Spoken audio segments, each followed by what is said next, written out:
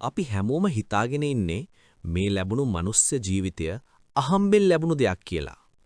මරුණම ඉවරයි කියන වැරදි මතයේ ඉඳගෙන මේ කෙටි කාලය තුලත අපි අනන්ත වූ තෘෂ්ණාවන් පස්සේ දුවනවා. නමුත් මොහොතකට නැවතිලා සිතන්න. ඔබ මේ ගත කරන්නේ අනන්ත වූ සසර නාටකයේ එකම එක ජවනිකාවක් විතරක් නම්. සසරේ අති දීර්ඝ බව. බුදු පියාණන් වහන්සේ මේ සසරේ දිග මැනපෙන්නුවේ අවුරුදු වලින් නෙවෙයි, කල්ප වලින්. උන්වහන්සේ දේශනා කළා යොදුන් ගණනක් උස තනි කළුගල් පර්වතයක් තිබෙනවා. වසර 100කට වරක් කෙනෙක් ඊතා සිනිදු සලු කැබැල්ලකින් ඒ පර්වතය පිරිමදිනවා. ඒ රෙදි කැබැල්ලට ගෙවිලා ඒ මහා පර්වතය පොළවට සමතලා වුණත් පින්වත්නි එක කල්පයක් අවසන් වෙන්නේ නැහැ. එවැනි කල්ප කෝටි ප්‍රකෝටි ගණනක් ඔබ මේ සසරේ ඇවිද චේනවා. සසරේ භයානක බව. මේ ගමන කෙතරම් භයානකද කියලා බුදු පියාණන් වහන්සේ පෙන්වා දුන්නේ මෙහෙමයි. මේ සසරේ ඔබේ ආදරණීයන් මියගිය මොහොතේ ඔබ හිලු කඳුළු මහා සාගරේ ජලයට වඩා වැඩි. විවිධ ආත්මවල සත්වයෙක්වා ඉපදී ඔබේ ගෙල කැපූ මොහොතේ ගලා ගිය ලේ මහා සාගරේ ජලයට වඩා වැඩි.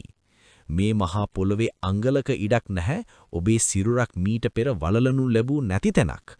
පින්වත්නි, ඔබ මේ ගෙවන්නේ ඔබේ පළමු ජීවිතය නෙවෙයි.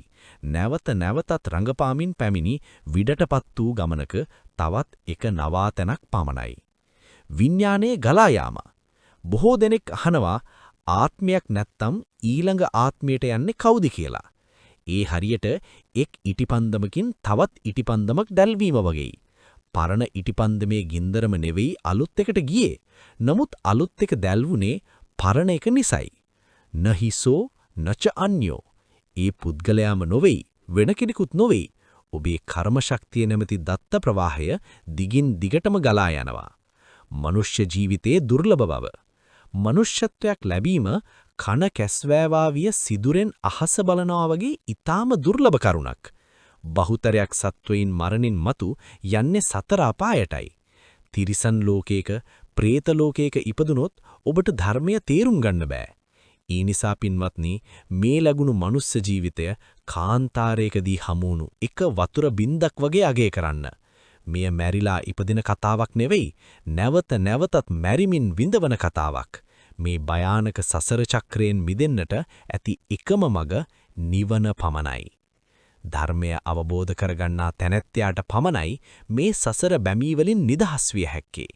නුවණින් විමසා බලන්න. ගමන තවමත් අවසන් නැහැ.